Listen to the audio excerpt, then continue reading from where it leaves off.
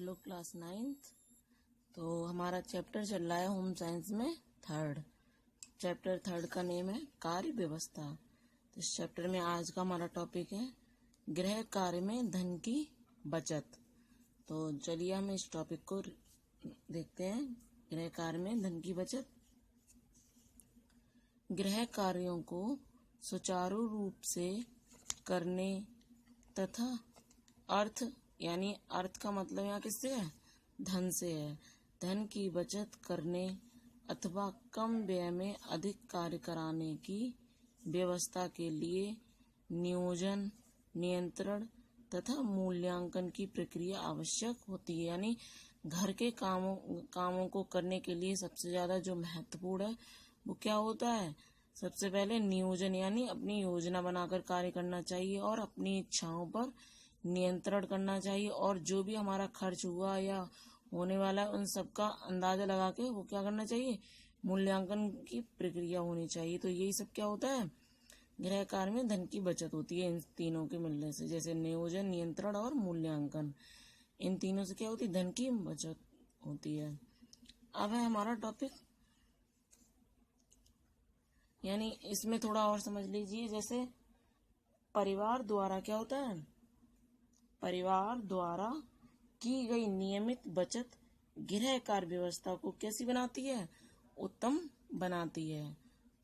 जो बचत की जाती है वही क्या होती है? गृह कार्य को उत्तम बनाती है। अब है समय, धन एवं श्रम की बचत में सहायक उपकरण। यानी जो समय भी हमारा बचे और धन भी बचे, श्रम भी बचे, तो इन सब में उपकरण कौन कौन से सहायक होते हैं हम देखते हैं इसमें। चलिए, आजकल स्त्रियों के कार्यों में भी अधिक क्या है? अधिक वृद्धि हो गई है। उन्हें घर के कार्यों के अतिरिक्त घर से बाहर के भी अनेक कार्य करने पड़ते हैं। जैसे उन्हें घर का तो काम करना पड़ता है गृहिणियों को, और घर के बाहर भी जाना पड़ता है। कुछ गृहिणियां ऐसी होती हैं जो बाहर जॉब करती हैं, तो उनको घर का भी देखना पड़ता है और बाहर का भी देखना पड़ता है। तो इस स्थिति में स्त्रियों के श्रम एवं समय की बचत के लिए अनेक ऐसे उपकरण तैयार किए गए हैं जिन्हें घरेलू कार्यों में प्रयुक्त किया जाता है। यानी कुछ इतने उपकरण हैं जिससे हमारी श्रम भी हमारा बच जाता है और हमारा धन भी बच जाता है। तो समय श्रम की बचत होती है। कई सारे ऐसे उपकरण अब आ गए हैं जिससे ये सब हमारी बचत हो सकती है। समय, धन एवं श्रम की बचत करने वाले घरेलू उपकरण निम्नलिखित हैं। चलिए देखते हैं कि कौन कौन से घरेलू उपकरण होते हैं जो हमारे समय, धन और श्रम को भी बचाते हैं। तो पहला है प्रेशर कुकर। यानी इससे भी क्या होती है? धन की यानी समय की बचत होती है। प्रेशर कुकर से खाना जल्दी पक जाता है, तो इससे हमारा समय भी बच जाता है और श्रम की भी बचत होती है। सेकंड नंबर पे है बिजली की केतली। बिजली की केतली, तो इससे क्या होती है? इससे भी हमारी समय और श्रम की बचत होती है। जैसे क्या होता है, इसमें चाय जल्दी ही इसमें बन जाती है, बहुत जल्दी पानी गर्म हो जाता है और चाय जल्दी आराम से बन जाती है। अब है बिजली का स्टोव। बिजली का स्टोव यानी हीटर होता है, तो उससे भी क्या होती है? हमारी समय श्रम की बचत होती है, उस पे खाना जल्दी पक जाता है। फोर्थ नंबर पे है बिजली का टोस्टर। यानी ब्रेड वगैरह को सेकने के लिए क्या आता है? टोस्टर आता है। फिफ्थ नंबर पे है कपड़े धोने की मशीन। तो इससे भी हमारी समय और श्रम की बचत हो जाती है कि हम एक साथ दूसरा काम भी कर सकते हैं। रेफ्रिजरेटर है, इससे भी होती है हमारी।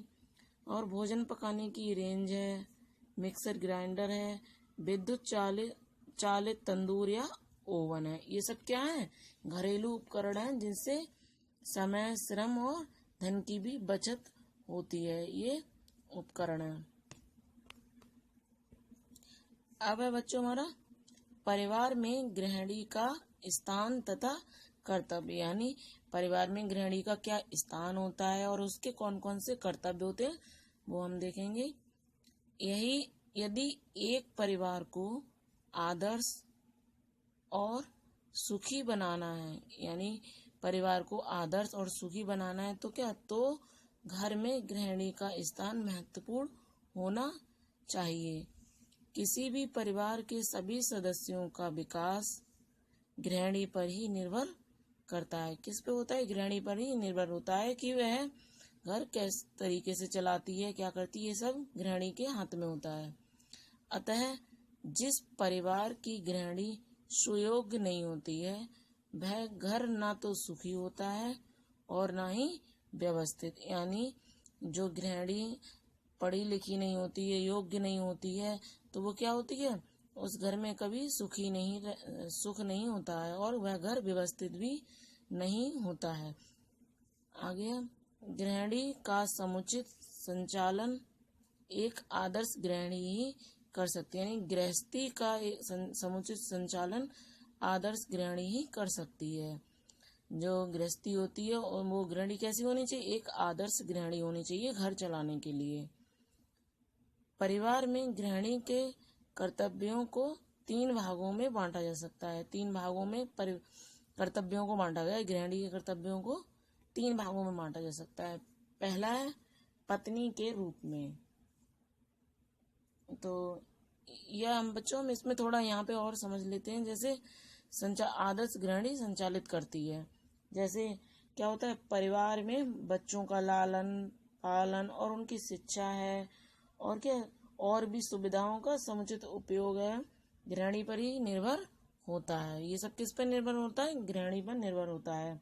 और गृहिणी का व्यवहार परिवार के वातावरण को मधुर बनाता है। जब गृहिणी अच्छी होगी, सबको सुखी रखेगी, तो परिवार का वातावरण भी कैसा होगा?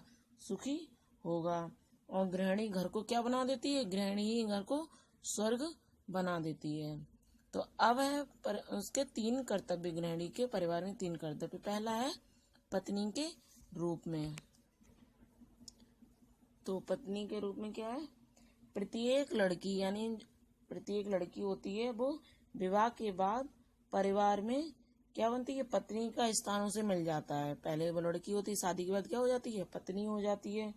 तो ससुराल का वातावरण और वहाँ के तौर तरीके उसके माता पिता के घर से कैसे होते हैं, बिल्कुल अलग होते हैं। तो उसमें परिवार के साथ रहना भी उसको बहुत अपने आप को ढालना उसमें जरूरी होता है अपने ससुराल में, कि हम वहाँ की ससुराल कैसी, तो उसी रूप में अपने आप को ढालना पड़ता है। और विचारधाराओं के अनुरूप उसे अपने आप को ढालना पड़ता है। उसका पत्नी के रूप में प्रमुख कर्तव्य क्या होता है कि अपने पति का पूरा ध्यान रखे और परिवार के जितने भी लोग होते हैं उनकी भावनाओं का वह सम्मान करे। ये होते हैं पत्नी के रूप में। सेकंड नंबर पे है माता के रूप में। तो माता के रूप में क्या है, माता के रूप में जैसे पत्नी के बाद एक दिन पत्नी क्या बनती है, पत्नी माँ भी बनती है। माता बनने पर उसके कर्तव्य कैसे हो जाते हैं, उसके कर्तव्य बढ़ जाते हैं। और बच्चों को जन्म देना एक अलग बात होती है, लेकिन उनके विकास एवं पालन पोषण और उनके उत्तरदायित्व को संभालना वो अलग बात होती है। तो बच्चों को परिवार के वातावरण में ढालना और उन्हें धीरे धीरे छोटे शब्द वाक्य और भाषा सिखा देना, उनमें विभिन्न गुणों का विकास करना, उनमें अच्छी आदतें डालना, और क्या है, ये सब किसके, माता के गुण होते हैं, माता का कार्य होता है। माता ऐसी एक शिक्षिका होती है जो बालक को शिक्षित बनाने का कार्य करती है। और गृहिणी का उत्तरदायित्व व्यवहार निश्चय ही उसे इस दिशा में अपने पति से भी पूर्ण सहयोग प्राप्त करा सकता है। तो ये होता है माता के रूप में। थर्ड है गृह स्वामिनी के रूप में। तो इसमें गृहिणी क्या होती है, गृह स्वामिनी भी होती है और बच्चों से लेकर बड़ों तक सभी के लिए सुख चैन के लिए वह क्या करती है, चेष्टारत रहती है। और गृह स्वामिनी का ये कर्तव्य भी होता है। और परिवार के बाहर के लोगों जैसे सगे संबंधी होते हैं, परिवार के लोगों से मिलने जुलने वाले लोग होते हैं, और भी बहुत सारे लोग होते हैं, इन सबको संतुष्ट रखना भी गृहिणी का क्या होता है, ये गृहिणी का प्रमुख कर्तव्य होता है। तो ये होता है गृह स्वामिनी के रूप में। आगे गृह कार्य व्यवस्था का महत्व। तो इसमें गृह कार्य व्यवस्था के महत्व एवं उससे प्राप्त होने वाले लाभों का विवरण निम्नलिखित है। तो चलिए देखते हैं क्या है। पहला है घर परिवार की आवश्यकताओं की सुचारू पूर्ति, यानी परिवार के सदस्यों की अधिक से अधिक आवश्यकताओं की सुचारू पूर्ति में गृह कार्य व्यवस्था सहायक सिद्ध होती है। और यदि उत्तम कार्य व्यवस्था को अपना लिया जाए तो निश्चित रूप से परिवार के सदस्यों की अधिकांश आवश्यकता को सुचारू रूप से पूर्ण किया जा सकता है। सेकंड है घर परिवार के वातावरण को उत्तम बनाना। घर परिवार के वातावरण को कैसे उत्तम बनाएंगे, जैसे उत्तम गृह कार्य व्यवस्था को अपनाकर घर के सदस्यों में कार्यात्मक है, सामंजस्य है स्थापित करके पारस्परिक सामंजस्य द्वारा परिवार के सदस्यों के पारस्परिक संबंध को कैसे हम अच्छा बना सकते हैं। और इस स्थिति में सामान्य रूप से क्या करते हैं, सामान्य रूप से परिवार के सदस्यों के बीच आवश्यक तनाव या विरोध की आशंका नहीं रहती है, और इस स्थिति में कोई भी परेशानी नहीं आती है, वातावरण अच्छा रहता है, उत्तम रहता है परिवार का। थर्ड नंबर पे है गृह कार्य व्यवस्था श्रम विभाजन में सहायक होती है।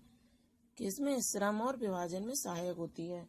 तो श्रम है विभाजन की व्यवस्था विशेष लाभदायक होती है, और क्योंकि इस अवस्था को लागू करके समस्त जैसे जितने भी कार्य हैं सरलता से पूरे हो जाते हैं, और परिवार के समस्त कार्यों को परिवार के सदस्यों को उनकी क्षमता, रुचि, सुविधा आदि को ध्यान में रखकर उन्हें सौंप दिया जाता है। और जहाँ ये उत्तम श्रम विभाजन लागू हो जाता है तो क्या होता है, वहाँ परिवार के सभी सदस्य जितने भी होते हैं वो कैसे रहते हैं, संतुष्ट रहते हैं। घर का काम थोड़ा थोड़ा सभी लोग करेंगे तो वह काम भी आसानी से हो जाएगा, परिवार में सुख शांति भी बनी रहती है। अब हमारा फोर्थ नंबर पे है गृह कार्य व्यवस्था गृह अर्थव्यवस्था में सहायक होती है। तो इसमें क्या है, जैसे व्यक्ति और परिवार के जीवन में गृह कार्य व्यवस्था का भी क्या होता है, विशेष इसका महत्व होता है। गृह अर्थव्यवस्था को उत्तम बनाने के दृष्टिकोण से भी यह कार्य व्यवस्था कैसी होती है, बहुत ही महत्व होती है।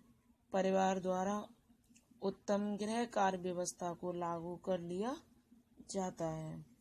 इस प्रकार की कार्य व्यवस्था को हो जाने पर गृह अर्थव्यवस्था भी कैसी हो जाती है, सुचारू बनी रहती है, और सामान्य रूप से परिवार में कोई भी क्या होती है, गंभीर आर्थिक संकट भी नहीं आता है। जब सुचारू रूप से अर्थव्यवस्था चलती रहेगी तो परिवार में कोई भी आर्थिक संकट आ ही नहीं सकता। अब हमारी फिफ्थ नंबर पे गृह कार्य व्यवस्था परिवार के सदस्यों के उत्तम स्वास्थ्य में सहायक होती है। किसमें सहायक होती है, परिवार के सदस्यों के उत्तम स्वास्थ्य में। तो जैसे गृह कार्य व्यवस्था के लागू होने की स्थिति में पूरे जितने भी गृह कार्य होते हैं सभी के सदस्यों में उनकी क्षमता और रुचि के अनुसार बांट दिया जाता है।